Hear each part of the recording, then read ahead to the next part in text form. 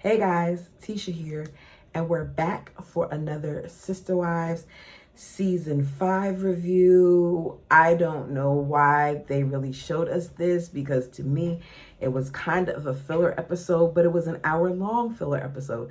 So I said, you know what? I will still talk about it, even though it didn't interest me. I took a lot of notes, left some things out, but we're going to go ahead and go with it anyways. It's Logan's birthday, and while they're eating tapioca pudding that Christine made, Cody announces that they're going to go on a fun vacation trip to Nauvoo, Illinois. The only people who seem excited about it is Cody and the little kids. The teens look over it and it hasn't even started. Maddie says that she normally likes long distance trips and road trips, but when it comes to doing it with the entire family, that it doesn't seem as fun.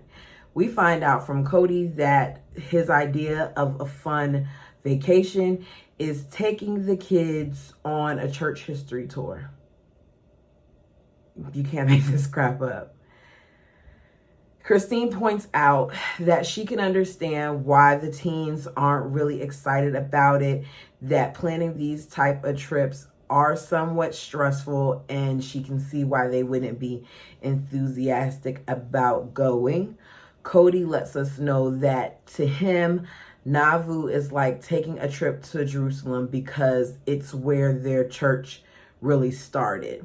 I'm going to have to strongly disagree with that, but if Cody feels like this is like going to Jerusalem, then let's let him have it. I don't know, but as I'm listening to Cody talk about it, I just feel like this trip was more about Cody and the adults than it was the kids. He's the one who seems to be the most eager to go to this place, and I feel like the kids are just excited about being in an RV with their siblings. We hear again about Joseph Smith and him being a founder of their church and their beliefs.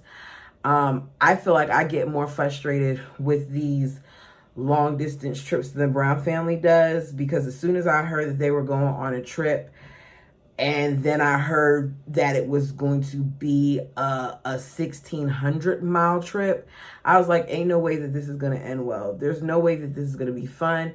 They're going to be spending most of their time in a vehicle, and that seems like that's exactly what happened. Janelle says that building the homes has been chaotic, and she views that this 1,600-mile trip is going to be like a fun getaway. I don't know how driving in a car for 1,600 miles sounds like fun. To me, that sounds like torture. But Janelle, as we've learned, is just a little different when it comes to certain things. We see the adults sit there and discuss the trip, and all the wives seem stressed out. And Cody is like, what are y'all so stressed out about? Why are y'all acting like this? We picked this. I really wonder if they all picked this. I wondered if it was a unanimous vote, or if this is just another one of those instances where Cody wanted it, so it kind of happened. Christine says that the more that they talk about the trip is the more she wants to say, just go without her. We then find out that there are 21 people going on this trip, that Robin's nanny slash sister, Tara, is a part of that 21. She's coming. It's so interesting to me that how, despite there being all these adults, that Robin's still required to have help with her child. Because that was the purpose of Tara coming, to be a nanny. And the other wives somehow managed to do it without the assistance of the nanny. And Christine has a young child too. So just another instance of Robin needing preferential treatment. Hunter and Logan aren't going on the trip because they have things to do in Vegas. We don't know exactly what Logan has to do, but we know that Hunter has football camp. And they're happy, especially Hunter, that they don't have to go to Nauvoo. Robin and Christine will be staying in hotels, and Mary and Janelle will be in the RVs. And they're talking about like when it's time for them to go to bed at night. Cody says that they made this decision mainly because of the babies, the younger kids. But Mary says, no, more than anything, Janelle wanted to be in the RV, and I'm pretty easy. It didn't matter to me. Cody says that this is going to be their first time visiting Utah since the investigation. And I was confused. I don't know if TLC chopped that footage of him saying that and showed it in multiple episodes, because, correct me if I'm wrong, he made that same statement the time that him, Mary, and Leon were going to Utah to bury Mary's dog. So maybe he meant this was his first time going as a family, or maybe TLC just made a mistake with the footage. Day one, they don't leave on time because they never do. It takes them 16 hours to get 500 miles. And once again, even though we've seen several times with them taking trips, that it doesn't happen quickly. And for some reason, the family is surprised by this. It takes them an hour just for a bathroom stop, and they take multiple stops in that time. And when I hear Christine, them saying this, I'm like, okay, well, are y'all going to restrooms or rest stops that only have one stall? Why does it take an hour to go to the bathroom? Stop at a rest stop that has multiple stalls. It should not take an hour to go to the bathroom. They've obviously learned nothing from their time with the Doggers. They arrive at the RV park. Despite being late, because it's late at night, I think it was like 11 something, Cody decides that he wants to have a conversation with all the adults about what time they should leave in the morning. They have a lot of talks about talks. I just feel like if y'all plan this, if we know that Mary created a schedule and supposedly y'all sat down and had these discussions, then this shouldn't even be anything that you have to discuss. But since we're going to discuss it, lay everything out now, come upon agreed upon time, and just try to stick with that for the rest of the time. But it seems like they have these talks every night where they decompress. Christine is in confessionals doing what she does best, which is vocalize that she's annoyed about the family meeting, and Cody is looking at her like he wants her to shut up. I've said it before. One of the problems that Christine and Cody had is that Christine has always been vocal. There are a lot of instances where I'm watching back on the show and you can see that there were major cracks in their foundation, and you can tell that he gets annoyed with her speaking about how she feels about some of the decisions that not just they make, but Cody makes, because she holds him accountable. Christine and Mary seem to be the most vocal of the four wives. Janelle says that she feels like they need to just have a schedule, and instead of leaving at 7:30, maybe they should leave at 8. Mary said that was the plan this morning, but that didn't happen. We got here 3 hours later than we should have. I don't want to get, to each rest stop that late. Maybe we should leave at 7 in the morning. I don't understand what the difference is between 7 and 8:30, but maybe Mary is saying 7 because she knows her family doesn't leave on time. Mary then talks about the schedule and the importance of sticking to that schedule. And Christina says that while Mary's talking, all she hears is blah, blah, blah, blah. One thing that I will say is everyone is not the same. Everyone does not work well when they're being micromanaged or when they're being put to this thing where they're supposed to do schedules. But this is part of those instances where they should have been able to come together. This just reminds me of why when I go on a road trip, a lot of times I don't want other people with me. One thing I can say about my son, my mom too, because if we go distance driving, I'm always the one driving, and my mother knows if I say I'm leaving at this time, she better be ready at this time because I will leave her. Just being honest, I'm that person. Don't waste my time. And if you think you're going to be late, you better let me know ahead of time, because I can't get time back. Cody claims that when they travel, that he tries to make a schedule to go in between his wives. So with it being a situation like this and it's nighttime and he has different wives going to different places, that he tries to rotate. Robin makes mention that she hates the word rotate, and I just feel like she hates the word rotate because she doesn't want Cody to rotate. She expects Cody to stay with her. Just saying. Janelle points out that when they travel like this, that Cody tends to get overwhelmed and he gets grumpy. Christine says when Cody is angry, it's just too much to deal with, but there are times that she feels like she can turn him around if given a little bit of time, basically with her humor. It's the next day. At this point, I think we're day 3. I don't even remember what day. But it's really, really windy, and they're supposed to be driving 475 miles. Wind and sleep, according to Cody, is slowing them down. Lack of sleep is slowing them down. Every night, they're not getting to bed until after 12, which later on he changes it to saying he's not getting to bed until after 2. So I don't know what the true time was. We just know that it was after 12. If it was me, I wouldn't have gotten a lot of sleep either, but it wouldn't have had anything to do with all the driving. I'm one of those people who, if I know that I'm taking a distance trip, I don't sleep like soundly the night before. It's like my body anticipates the drive. So if I plan on setting my alarm clock to wake up at 4 o'clock in the morning to get on the road, then most of the time I'm up by like 3 before the alarm clock, and then I'll just end up getting on the road because I can't go back to sleep. Even if I get to my location, most people will crash. I don't crash. It's like my mind doesn't shut off until I'm like really where I got to be. What was the point of me saying that? Cody is tired as they're driving and he wants to stop. So between the wind and him being tired, they pull over to the side of the road.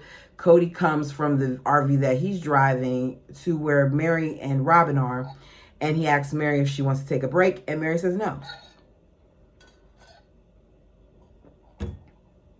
Cody becomes frustrated with the fact that Mary said no, and he said that he wants a break. I don't understand why the simplest things with this family, especially Cody and certain wives, becomes an argument. If Mary wants to drive, let her drive. If you want to sleep, go to sleep. There are multiple other adults that are capable of driving. So she says, whenever you guys are ready to go, say the word, I'm ready to go. He gets mad at her for saying that she wants to keep driving and she's ready to go. And he walks out and slams the door of the RV like a kid throwing a tantrum. The more and more that I'm watching these, this is season 5, the more and more that I'm watching this, I just see that Cody really does not like a lot of his wives because it wasn't that serious. Yes, you're tired. Yes, you're grumpy. We've all been in situations where we've had to deal with that, but you don't have to be nasty and rude to your wife just because she wants to drive. Cody says that sometimes he wants to bark orders and have them obey. That right there is a very true statement. Cody always wanted them to obey. And I could be wrong, but I think that is part of the things that he thought he was going to get with being a polygamist, is that the wives were supposed to follow him and allow him to be the decision maker and lead. And that's not what he got. I think at one point he was getting it, but at some point, maybe further on in their relationship, he started to get some kickback from some of his wives. We know that there were instances where they were able to lead because we hear Janelle talk all the time about her independence. And that's one of the things that she loved. And in order to be independent, you do make certain decisions on your own. So I'm going to think that includes even things like this. Christine talks about how offensive the word obey is, that to her, it's like other 4 little words. And I'm just listening to them talk. And I said, I don't think I would ever be able to be with a man like Cody. I don't think that Cody ever ran his household the way that he wanted to. And he waited too late to try to take control. Now, take in mind, all of this whole little argument and him getting mad and slamming the door and getting frustrated with Mary and saying he wants his wives to obey is all because Mary said that she wants to drive and he wanted to ride with each wife. He then at some point walks back and says, he's okay, we're leaving now. They get in the car, they drive. At one point I did see Cody driving. oh, excuse me, they stop at Truck Hinge, where they see trucks that are standing up because they've been cemented to the ground. They meet this guy who basically created this because he said that the city kept telling him that he needed to move all his trucks. And they said, no, to pick his trucks up is what they said. So he picked them up. And when he picked them up like this, I'm assuming that he, had the bird, because they blurred it out. And we then see the teens proceed to show how they pick it up too, and they take pictures. It was a hit with the kids. Christine didn't like it. She said that the guy drove her nuts. One thing that I did like about the owner is when he was asked about how he feels about them being polygamous, he said he doesn't care. He's not judging them as long as they're not bothering anybody and they're hurting anyone, then it shouldn't be a problem. They can do whatever they want to do. And I agree with that. And I said it before, you guys, I really feel like love goes a long way. And if we were more tolerant of one another's beliefs without criticizing each other, then things would be, the earth would be better. I'm just going to leave it there because I'll go on a whole tangent about that. We then see them stop at yet another RV park. It's late at night. And Cody is extremely frustrated again. And he says that he just needs to stop and get away from everybody because he's frustrated. And the hotel that the two wives need to stay at is 12 miles away from the RV park. You see what I'm saying about how things are just overly complicated? Why wasn't all of this discovered before they set the plan in motion for this? And why does he need to take the wives to wherever they're going? I felt like they took more than just the two RVs. I felt like I saw a vehicle there too. Either way, why couldn't the wives just take whatever they want to take, go to, oh, never mind. Maybe they couldn't take what they wanted to take, the hotel, because they needed the RV for the kids to sleep in. Okay, I just talked myself out of that plan. Point is, it didn't have to become a whole thing because Cody was so tired. Cody then goes to Mary while she's sitting in the passenger seat and says, we're not leaving early in the morning. We're not leaving early tomorrow. I'm just telling you that right now. And Mary's like, you don't have to tell me that. You don't have to get like that with me. It's just every little thing was an issue. And if you're going to be grumpy on what's supposed to be a fun family trip, we don't need to go. As they're talking about what they're going to do for the next day, he says they scheduled too much and they scheduled everything too fast, which sounds to me like they didn't take enough time to plan this trip. The only thing that they did was stop at a pawn shop to talk to the guy whose house that they were going to be staying at and look at some trucks. I don't understand how that's scheduling too much for 3 days, but whatever.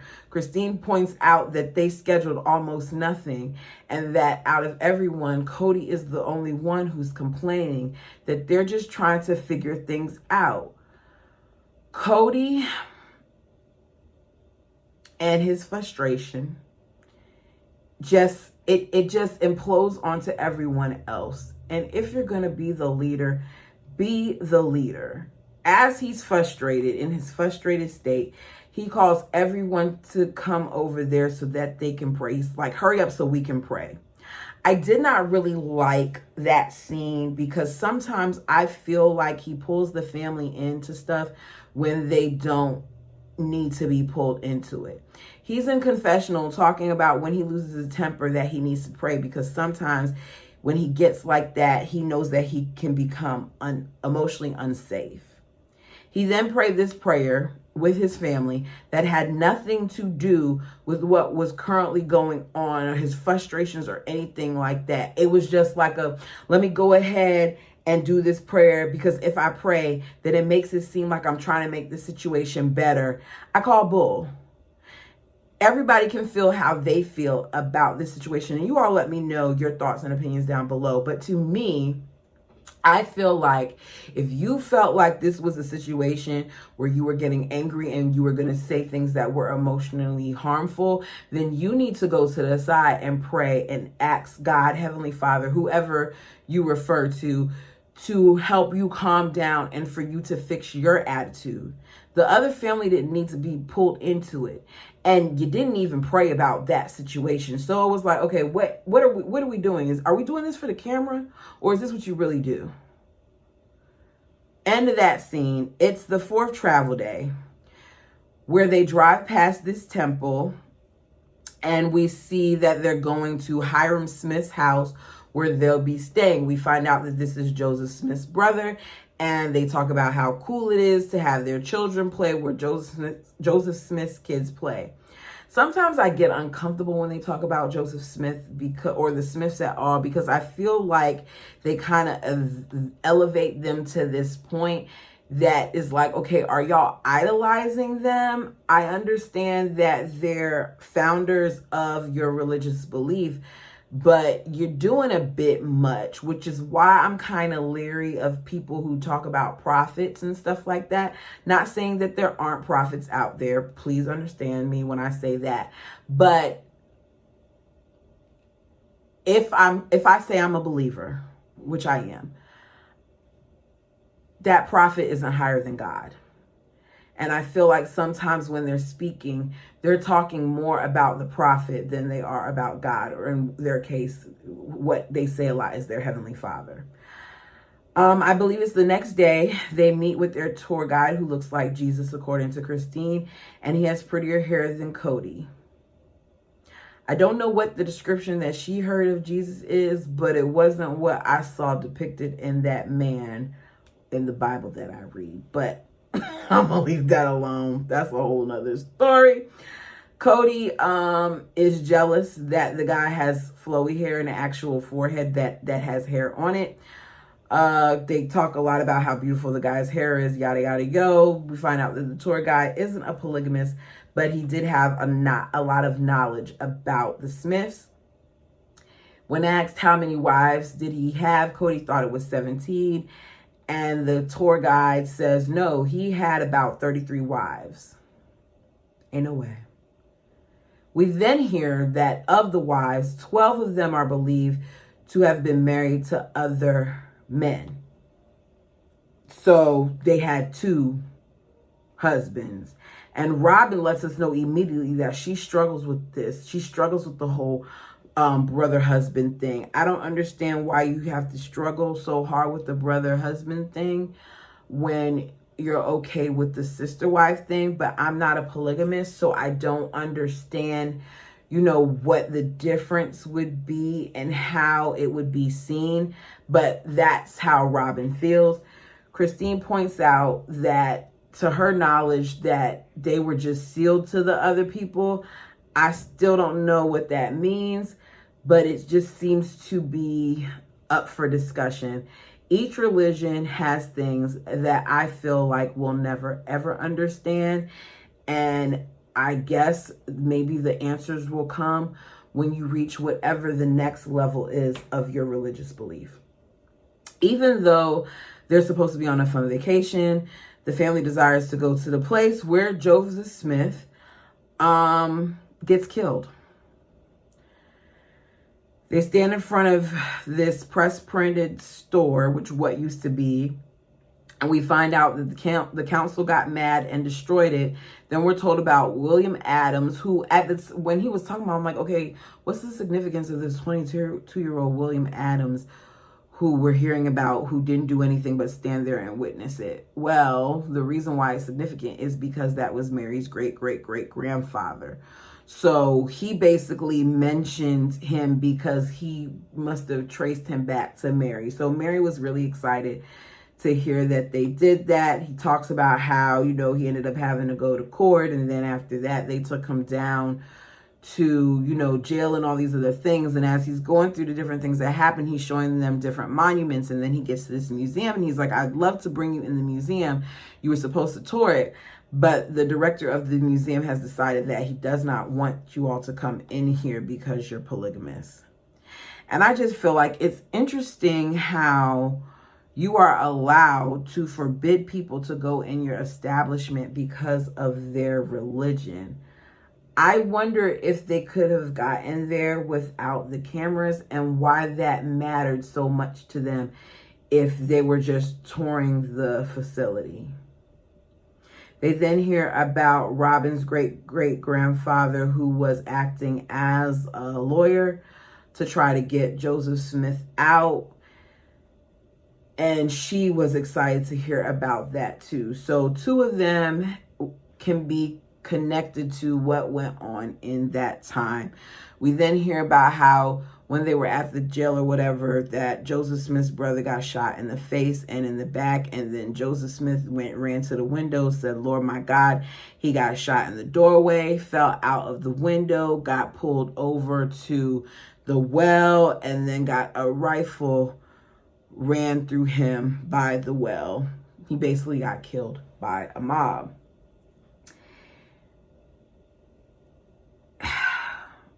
As you can see, this episode was really like, whatever. But Cody said that to him, this helped recenter him and remind him of why he is a polygamist, because he believes in what the prophet was told, because he too was told by God that polygamy was the way to go. And when he feels like his wives are nagging him about time, he's going to remember this trip to Nauvoo, and it's going to help him to remember the importance of plural marriage. Looks like he needs to go back to Nauvoo. That's all I have for this episode. I know that if I do a review tomorrow, because I'm not sure, if I have a chance, I'll do a review tomorrow. And from what I could tell, that episode looks like it's going to be better than this one.